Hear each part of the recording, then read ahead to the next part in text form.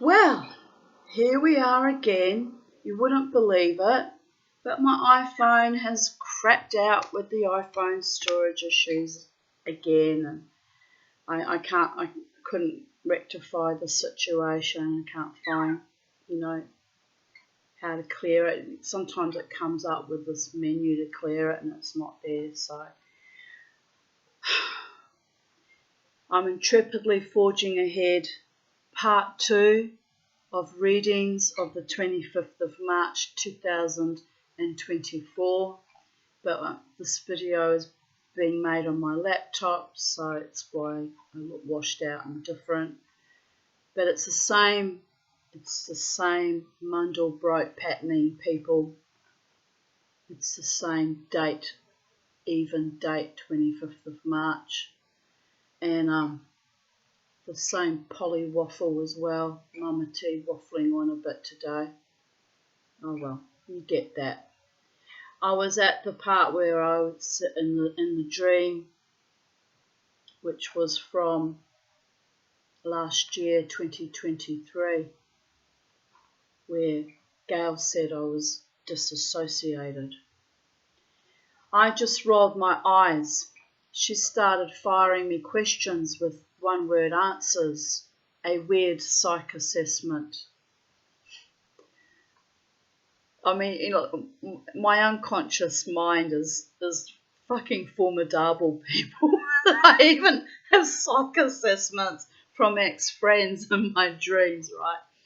But my psychiatrist would laugh at this too if he watches my videos. It's actually quite comical. I told her to stop being a forensic psych nurse, as I was busy looking at my new home and making plans for where to put my furniture and garden. I have no time for her petty envies right now. And another friend that could be quite envious of me and spiteful, by the way. Just why she's no longer my friend. I walk outside and start calling a cat. It comes over. A tabby looks at me instantly, as only tabbies can do. I get the feeling it's not my cat, but as always, animals are drawn to me, and I take great pride in that, which reminds me I need to go and visit my little Coco, because I haven't seen her since 2 days ago when she came to visit with her daddy and I didn't come out to her, and I can feel the umbilical cord saying, I miss my Mama T and I've been abandoned. And maybe that's in my mind, but I'll feel better when I go and see her and have a little cuddle. Anyway, I go into the tiny ensuite and start pulling the remnant possessions out of the cupboards, trying to think what I shall do with them. Perhaps the previous owners will come back for them. Perplexed, I push them back in the cupboards without resolution. When I'm overwhelmed with too much clutter and stuff and I go to sometimes sort things, I'll often go into overwhelm and just walk away and leave it and have to go back to it another time. I do that even in real life. It's like, oh man, it's too much for me, I'm out of here. And I'll go and do something else. I'll sometimes, reconfigure and go back into it another day or later on that day. But it's quite funny how I do that. Gail would call that disassociation. I just call it procrastination. It's probably part of the same psychological motif though. I have to laugh about my nightmare about Gail and her random uninvited psych evaluations. I really do. It's hilarious. That woman was crazier than I was with her Munchausen's by proxy and her narcissist psychopathology. I laughed at the memory of her flying into fits of rage because she stated I was disassociative and not giving her my full attention. Like a 2-year-old throwing a tantrum when I was actually not buying into her control drama bullshit. Yes, Charlie, Mama T does not buy into control drama bullshit. Did you see what she just did? Like, shat right down my front. Oh, Charlie. Well, I wore this t-shirt yesterday, so it's not completely clean, so it's all good. It can get thrown in the wash, and I'll shout myself a clean t-shirt when I'm done with this. It's not control drama bullshit, it's control drama rainbow lorikeet shit. Oh, you're being cheeky. You're being cheeky. Bitey's done, mama. Alright. She hasn't actually spent much time with me lately. She's been in a weird mood. You've been in a weird mood, haven't you, Charlie? You have. Mummy, yes, I know. Mummy still loves you. Mummy still loves all the oddballs in her life, even the weird poopykin birdies. Anyway, no, I do. I do still love her. She's feeling frisky and nibbly and... Alright. So hello the people, Charlie. You're on Candid Camera, Charlie. Dropping your feathers left, right and centre, Charlie. That's another one. Have you been plucking? You know, I don't think she's all that well. She's always had this feather plucking behaviours, but it's getting worse. Anyway.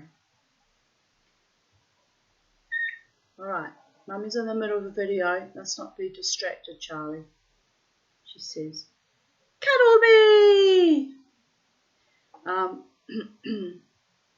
Anyway, I continue on. I'll finish the last sentence. I'm everywhere today, can you tell? It's probably from lack of sleep.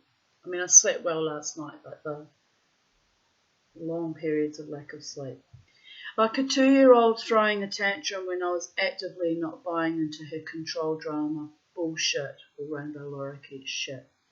I am grounding you, she would say. Bullshit she was. She was McJudgy, torturing me. No, she was fucking with my connection to the higher realms. Indeed she was. To my expansive questioning and evaluation of my environment, and she was deeply, deeply envious of my strength, my courage, and my light. Shit happens.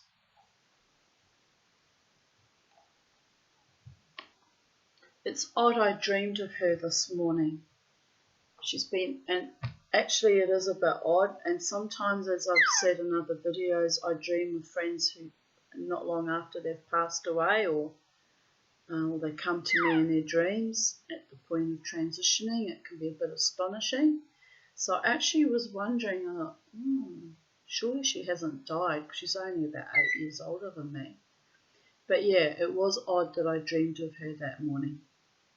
She's been Charlie! That hurts. Don't do that. She's...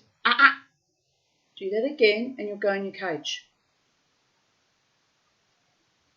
Just thinking about it. No biting.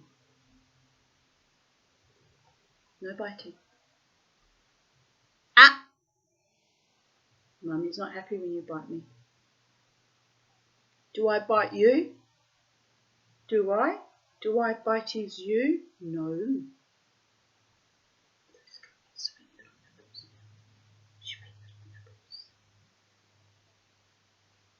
You're luring me into a false sense of security, then you're going to bite me, aren't you, you little bastard? She does that sometimes.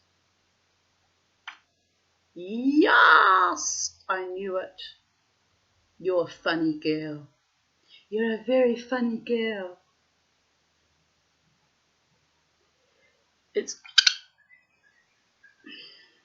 It's odd I dreamed of her this morning. She's been appearing in my dreams frequently lately. I wish she would stop invading my psychic life, as there is no way in hell, or in heaven either, I will ever reconcile with her. But as usual, my dreams are often on point. It's an invasion of my private psychic space, which means I will have to remain vigilant. And unbeknownst to me, a few months after that dream, my dog died. So it's probably no accidents in the universe that I dreamt of former friends turned enemies, because it's kind of a, Charlie, don't. An early warning system of some unpleasantness brewing, and indeed it was, dear goddess. Nothing related to the dream though, but you know, I take note of these things. I'm a very lateral thinker. Sometimes I'm everywhere, as I said, very expansively surveilling my environment, and it can be crazy making at times, to be honest. It's a lot to try and keep equilibrium and navigate. 2 a.m. I posted a meme that I made myself because I was trying to learn new things. Insomnia. So I made a meme about my insomnia. That's a commitment, isn't it, people? Wow. I can't even remember how I made memes now. Don't ask me to make a meme. Don't know how to do it now. That's kind of weird, isn't it? Anyway, hopefully I'm not circling the drain of dementia. That would be a terrible way to go. 1:25 a.m. I am exhausted but unable to sleep. No, Charlie, no. Just stop that. No. I am exhausted but unable to sleep, as often happens when I get too exhausted. Lying in my bed, grinding my arthritic bones in my own mental gears. I should have gone dancing if I had this much psychic energy.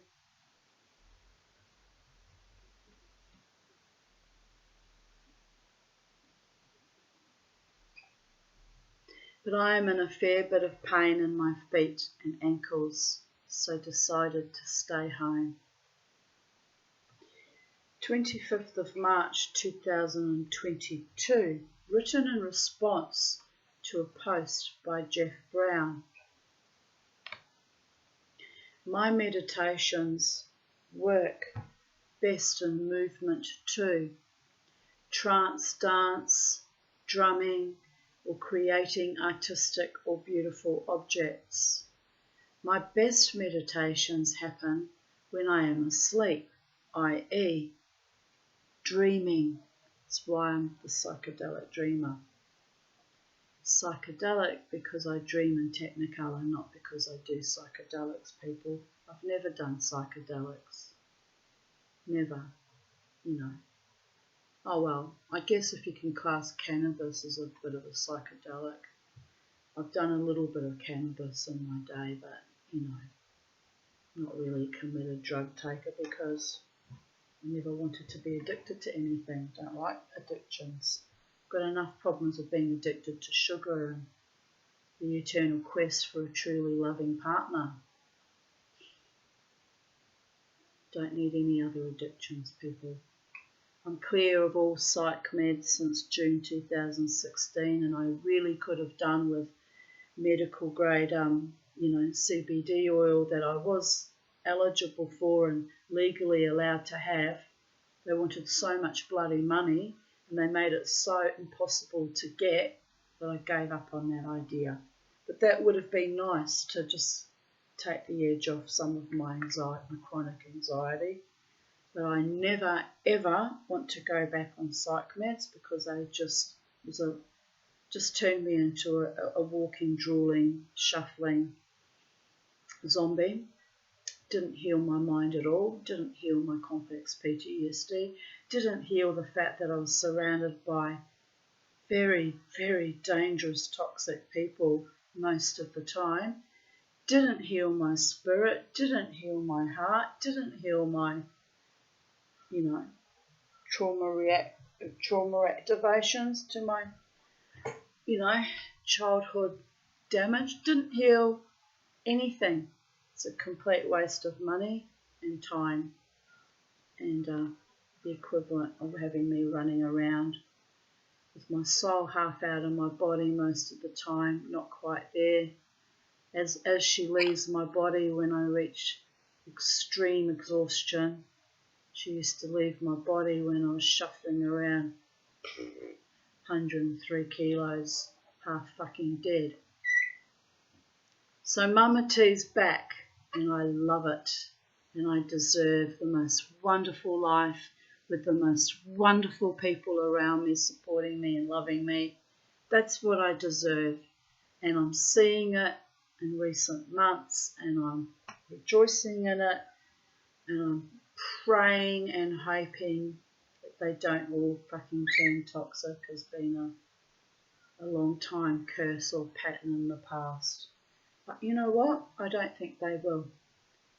A lot of these new friends and have actually been in my life already for a long time, but sort of on periphery, just sort of around me. Now we're all kind of forming our own little tribe and supporting each other post-COVIDian epoch madness. It's a beautiful thing. People are there.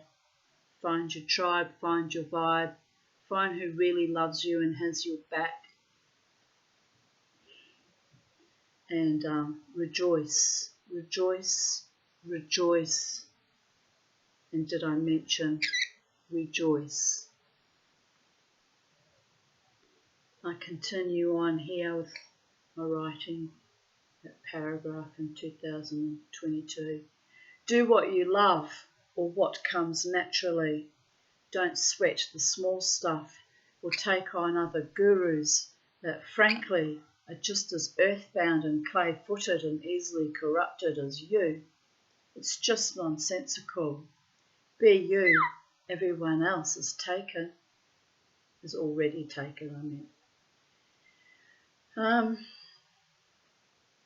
I had a bit of things that were of concern to me in recent days. I had a phone call from a very dear friend a few days prior asking me if I had borrowed an orbital sander from her husband and not given it back, which is something I will never do. I don't like people stealing. I've had lots of equipment and tools and books and things over the years borrowed and not given back, which is a form of stealing people. So it's something I will not do. I might sometimes be slow to return books because I sometimes forget that I've borrowed them and they get put in the bookshelf and they get forgotten. But I usually make a huge effort to make sure I give people's books back because I don't like the fact that I've had so much stolen from me over the years. Borrowed, not given back. And I don't ever borrow tools and not give it back because it's kind of hangover left from my mother because she was always going on about, she would hire dodgy fucking handymen and, pay them fuck all, and as a consequence they would steal her tools. Because when you don't pay people properly, they get just as ruthless and conniving as you, right? It's human nature. So she was always shrieking, "Oh, I've stolen my tools again, those bastards, blah, blah, blah."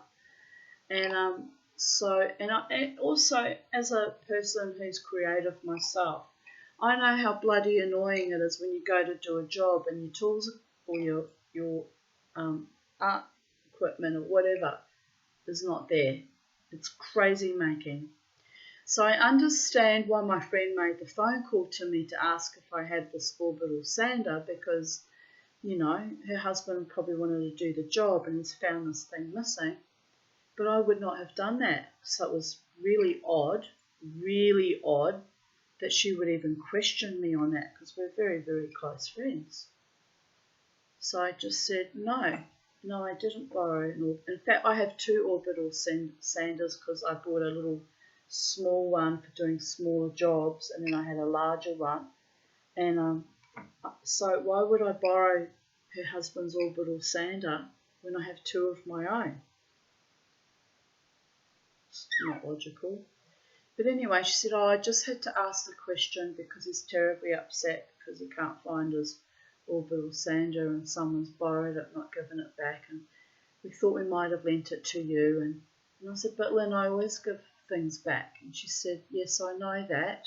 I said, the only thing I hold back sometimes are books, because it takes me forever to get through a book now and they get put aside. I actually do have a book here that I've got to return to her, that I'm still ploughing through. She goes, no, it's not about the book, it's just we're worried about this tool. She goes, I just wondered if you might have it. Like, it wasn't like a malevolent thing that she was calling me a thief or anything like that. Don't get me wrong, I'm not taking it that way. But it was just a little bit unusual and out of left field. So I said to her, no, I haven't got it, but I hope you find it, kind of thing. Family's probably borrowed it, So anyway, so there was that. So that was about, I think she rang me and asked me about that on Thursday or Friday. So Saturday I went dancing for the first time at the Koala Tavern, and there was a woman there eventually at the end of the night, and they were all pissed because they needed alcohol to let their inner child and their spirits manifest and dance wildly, whereas I can do it sober, babies. But anyway, I did have 2 Jack Daniels that night, but what I'm saying is I don't need alcohol to dance like a wild, carefree, fairy creature living my best life, right? So anyway, so this woman had joined in dancing with me towards the end of the night. Anyway, so that was Saturday night.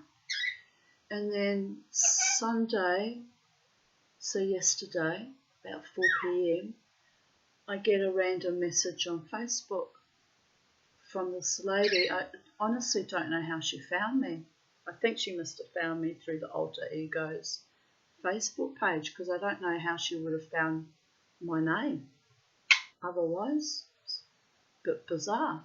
Almost felt like stalking. At first I thought, is this a scammer trying to scam and accuse me of stealing or something? But anyway, so she messaged me and she said, I had a great night dancing with you on Saturday night at the Koala Tavern, but I'm wondering if you found my diamond and gold bangle, which I lost that evening. I'm just hoping you might have found it. So, like, the subtext is, did you steal my bangle? That's kind of how I interpreted it.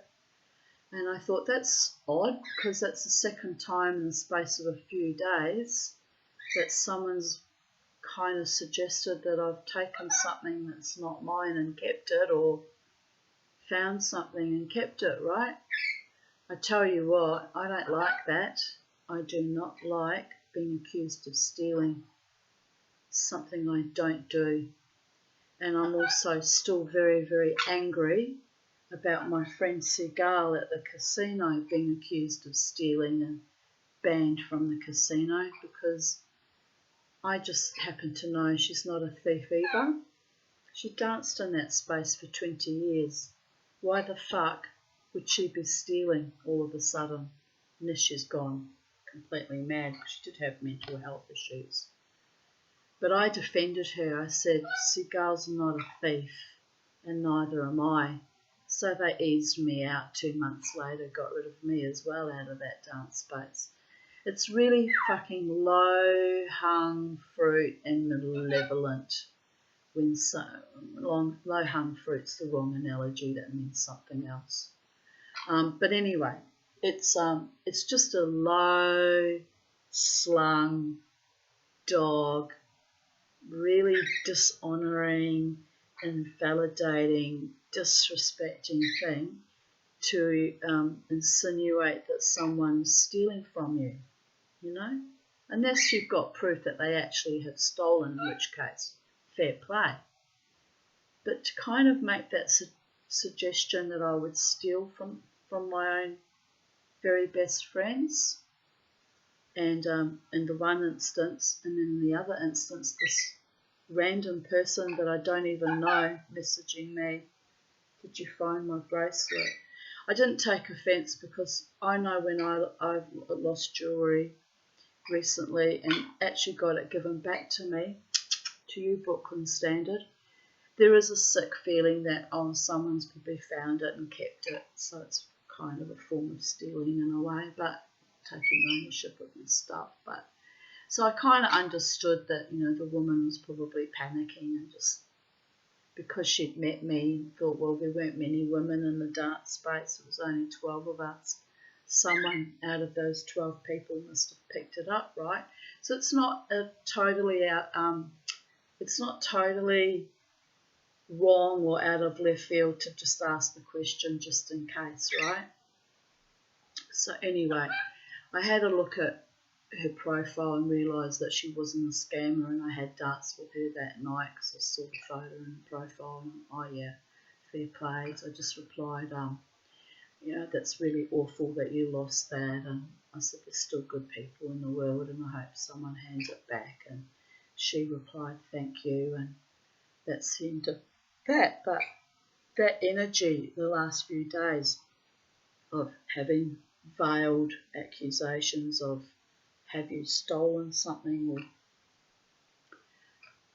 taken something that's not yours, that gave me the X, and I'm not happy about that. It's also a warning of something icky brewing around me. I don't like that. Don't like being accused of being a liar or a thief. I'm really rigid about those kind of things. Anyway, so I just wanted to say that because I feel like it's important that I keep, have that out there so that if things devolve any further, that I'm not taken by surprise and I can keep tabs on what people are thinking of me and saying about me, which are patently not accurate. It's quite concerning actually. So I'm keeping note of it, taking note of it, and it's in my video here. And by the way, I go back over my own videos quite regularly, self-analyse my own videos, and should I have said that out loud? Should I have put that energy out into the world? Should I have just kept stum? Keeping stum means to say nothing. Should I just let it slide on by? No. Holding on to one's integrity and truth means keeping abreast of situations. There's a lot of devolutions happening in our society at the moment, crashing down of boundaries and barriers, and to keep myself self-aware and safe, I need to be aware that when that energy starts coming in, something is being stolen, but it might not be a physical thing, it might be spiritual, it might be reputation wise, it might be something not quite manifesting, of a kind of a demonic kind of invasion of a kind. I know that sounds crazy, but it makes sense to me. When there's that kind of invalidating and fickle fingering of trying to get a hold on you and validate you, make you out to be something you're not, that's a fucking red flag in my psyche, people. I literally go online, bing, be ready. So there is that. 25th of March 2021. Charlie, what are you doing? Trigger warning, vulgarity, defiance, courage under fire. I have felt weak and ill all day. Asthma, fatigue, CPTSD issues. But tonight I blossomed again. I cooked 2 separate dinners in my wok chicken hearts, carrots, rice, peas, corn for Socks and Beauregard. Socks was so excited about real food that he yelled at me the whole time I was cooking it. He literally sang for his supper in a most cantankerous, demanding way. I told him I was not accepting such rude behaviour like that from any human or non-human, so he settled down a bit. Then he had to wait for both their meals to cool in the fridge, but this time he realised it was manifesting and he calmed down. He really wasn't. He was such a beautiful cat. We had such a close relationship, Soxy and I. He was his own little person, if that makes sense. Big spirit. He understood me very well. He was an amazing cat. I told myself I was too ill to bother cooking my own dinner. I did not feel like it. So I washed all the dishes. Then suddenly a wave washed over me. On went my grunge music, interspersed with cheesy old favourites like Janis Ian's At 17 and Jessie. Then Don't Cry for Me, Argentina, and Come Fly With Me, followed by Zombie, Nothing Else Matters, Titanium, Hallelujah, which I belted out with great passion and fire to K.D. Lang's stirring rendition. To you, K.D. Lang, although we've never met, you have the voice of a goddess. Then I finished with Somebody I Used to Know. Somehow, through all that wild passion and frenzy, it really came upon me like a firestorm. It was quite incredible, people. I pulled out my wok and made beef stir fry with hockey noodles. Yum. The animals and I ate well tonight. I am reinvigorated with a berserker fury and a recalibration of my soul. So,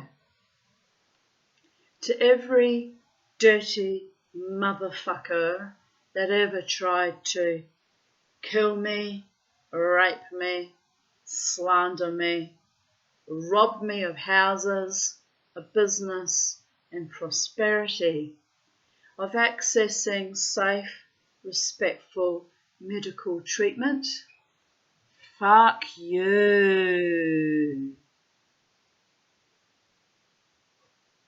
Fuck you to the current rapey Australian federal government. Fuck the Treasury Casino.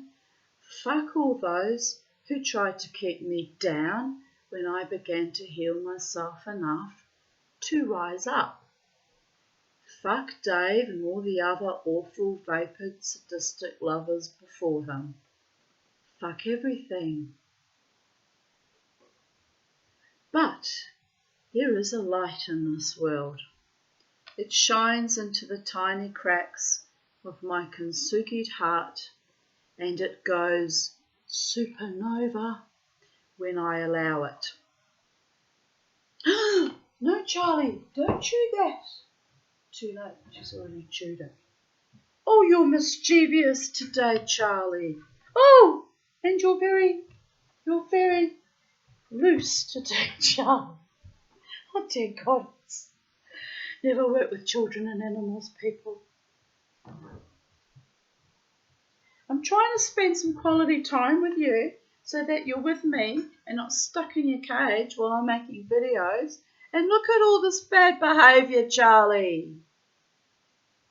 She goes, I know, Mama T. Like you, I do what I want, whatever. I do what I want, whatever. I know. You was a good girl, really. You're just a birdie and you're mischievous today. Very mischievous. Mummy feels a bit enlivened and mischievous too.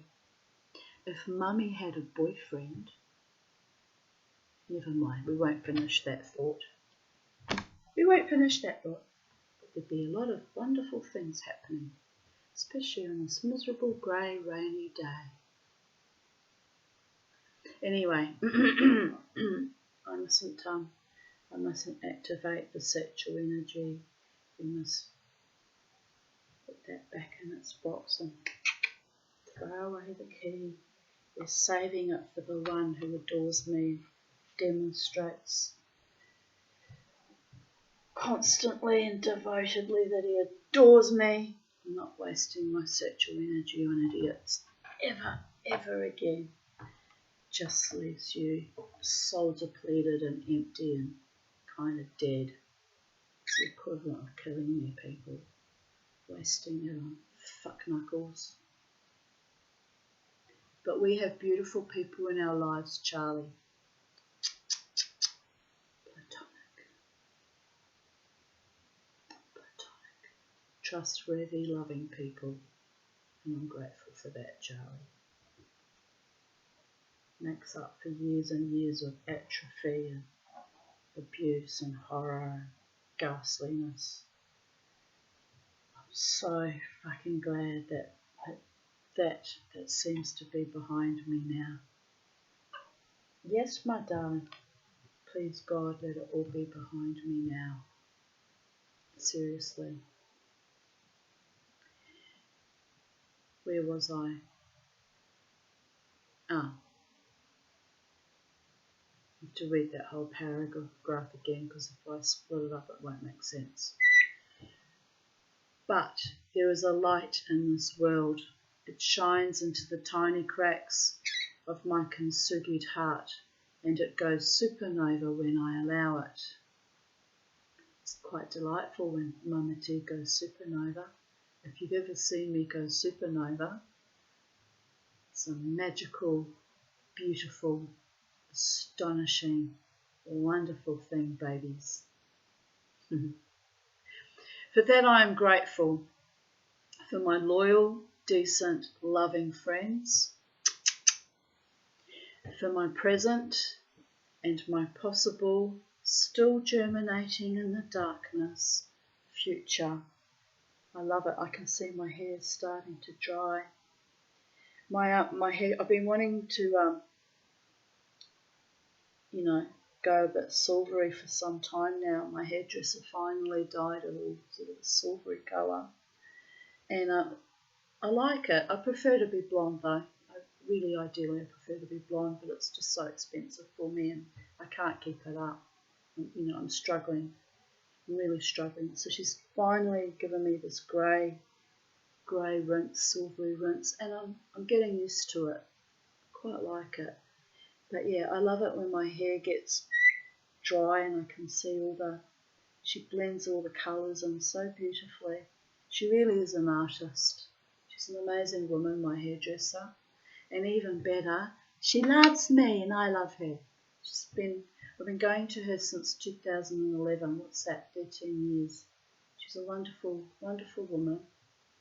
Wealthy woman in her own right, and but she's just so sweet to me. She loves all my mad stories and she can never get enough of all my mad but real, true, lived experience stories. And hairdressers are like that. They love to share stories and share it with all the other clients too. So, it's part of the course. And but it is delightful. And anyway, I'm just observing as my hair dries and the colours come out. It's quite amazing.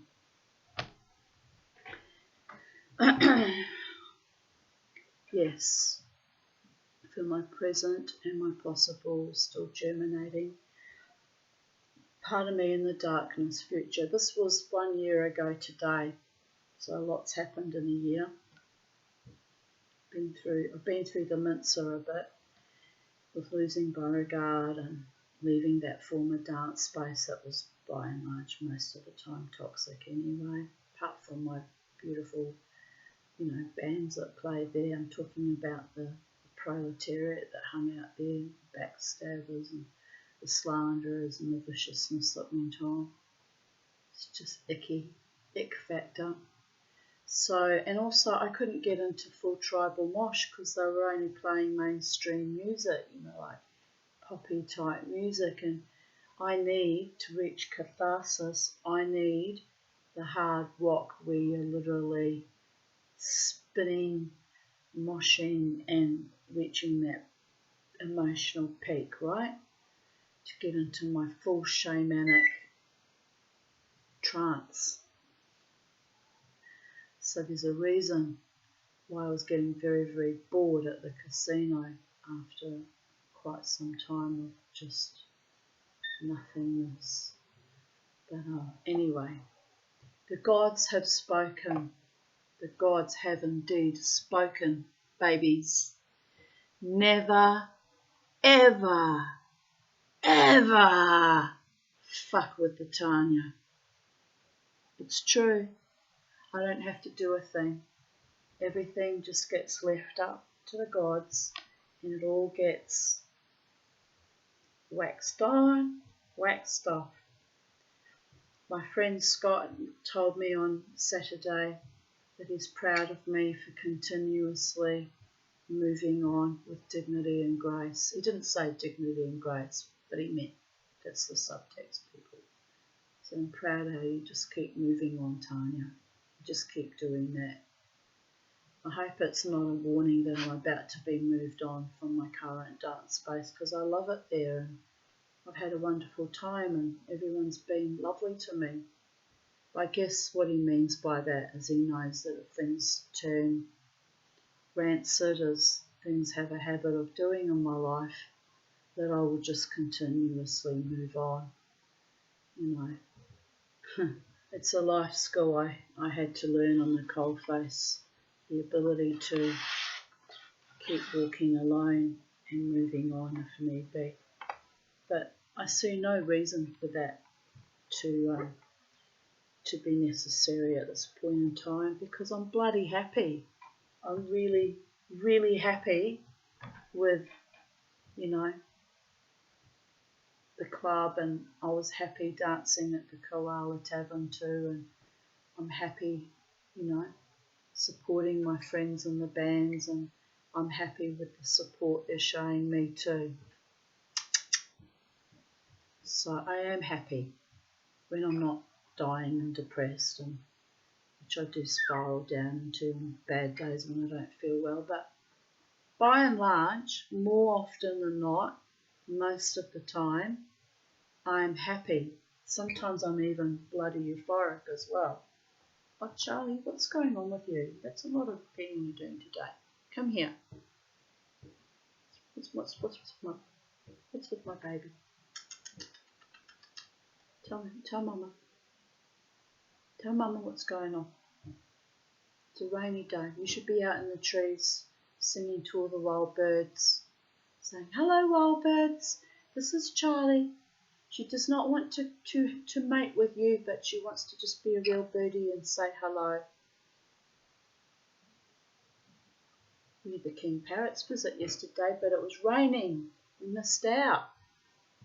Yes. Hopefully tomorrow will be a nice day. It's not looking promising though. Anyway. It's funny that I've let my hair go grey when I'm complaining about being immersed in this grey environment. Oh, well, I blend in now, don't I? Blend in. I'm joking about that. It's okay. It's okay to have grey hair, and 59 I'll be, it'll be lovely. I love how she's blended it. I'm going on about my hair. I sound vain and arrogant. My friend Scott, who's clearly knows a lot about astrology, I was well impressed, said that Aries people can be vain and arrogant. Indeed we can, but so are Leos. They can be very fucking vain and arrogant. But anyway, look at this. I'm quite liking it. I feel the urge to mosh and flip it all around again. Let's go, people. I'm overly energised and soul innovated, and it's juicy and a bit astonishing. I should be in bed in recovery, like what usually happens after only one night of dancing.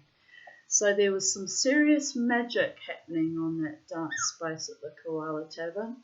I wonder if it was brought about by my sweetness and kindness towards those three bluing Aboriginal women, or whether the gods have just decided to favour me for just no reason, some random reason that makes sense only to them, or whether it's just that I'm feeling immersed in love and kindness at the moment, or whether it's just that it's nearly my birthday and I get a bit excited before my birthday, or whether it's just what is, it is what it is.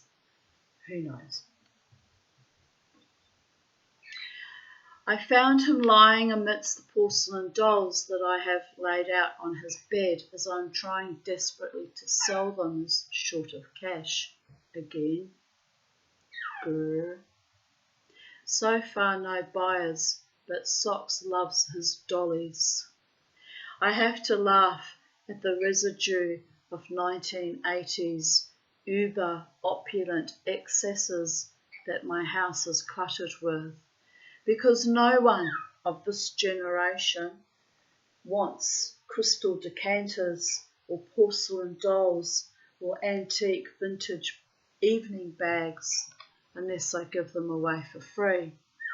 The age of minimalists is better for the environment, it is true, but it makes it hard to eliminate the dross of decades acquired by our mothers and our own innate gleanings. Did you just poo-pee on my little box here? Yes, you did. Oh, and I finished that paragraph off with laughing my ass off. Yes, all I got from my inheritance was my car, my teeth, $10,000 I gave to my largely ungrateful fucking kids, my bed.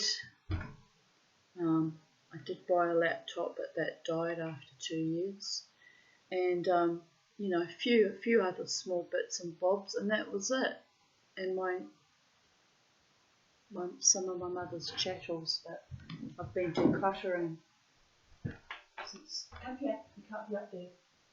I've been decluttering since 2008, gradually replacing with my own energy, But I had a former lover named Dave who wanted me to declutter pretty much everything and go minimalist. All right for him. He can do what he wants in his own life. We weren't even, in a committed, stable relationship, and he was already telling me what to do with my possessions. Another fucking red flag.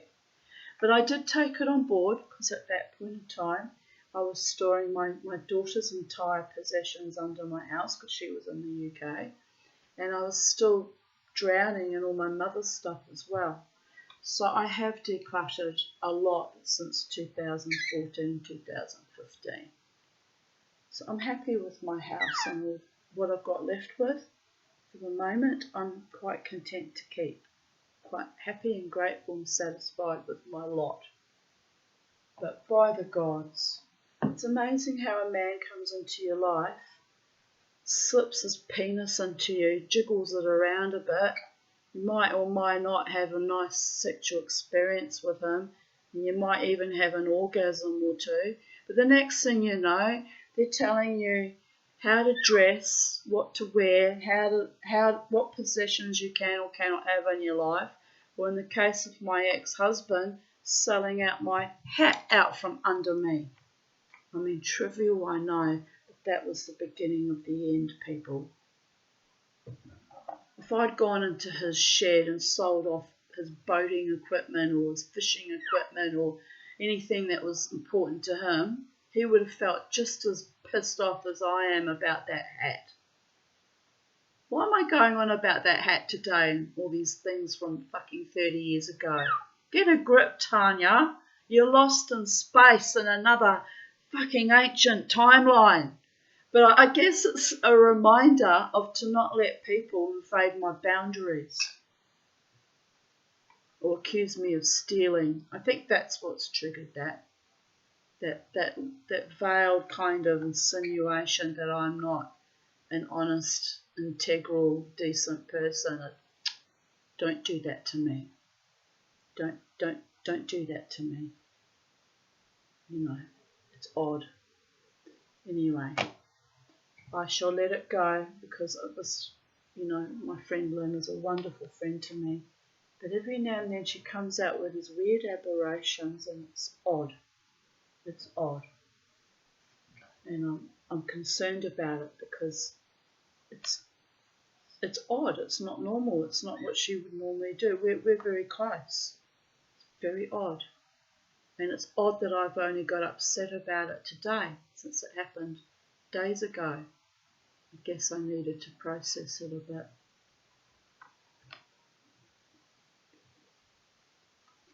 Anyway, we're living in a very strange timeline where people are all affected and it's having an effect on our brains, and so I'll let it go and I'll forgive and I'll be tolerant of it.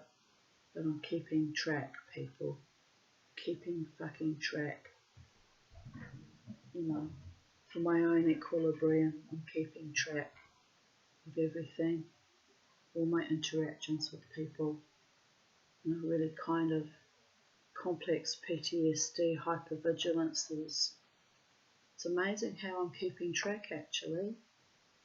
There was a time when I didn't know shit from clay and was surrounded by enemies and thought they were loving, devoted friends and lovers and business associates. I had no fucking idea how much evil I was surrounded by.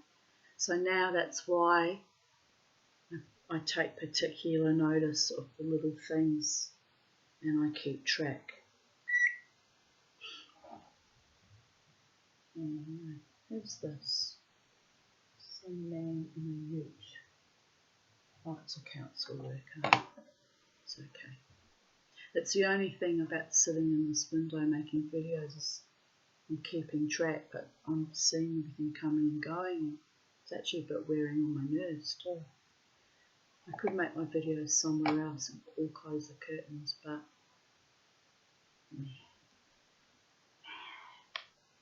now, my darlings,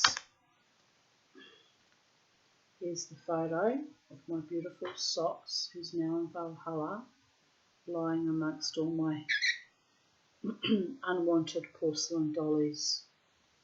Dear goddess, you have to laugh. 25th of March 2018. Altered Beast. Power up. I used to love to play that Sega game. It was hilarious. Always the power ups. If you've ever played that game, you'll know what that means. I'm not going to explain it to you. I don't want to ruin it for you. I had a very intense and magical week. In spite of my personal horror story, oh dear God,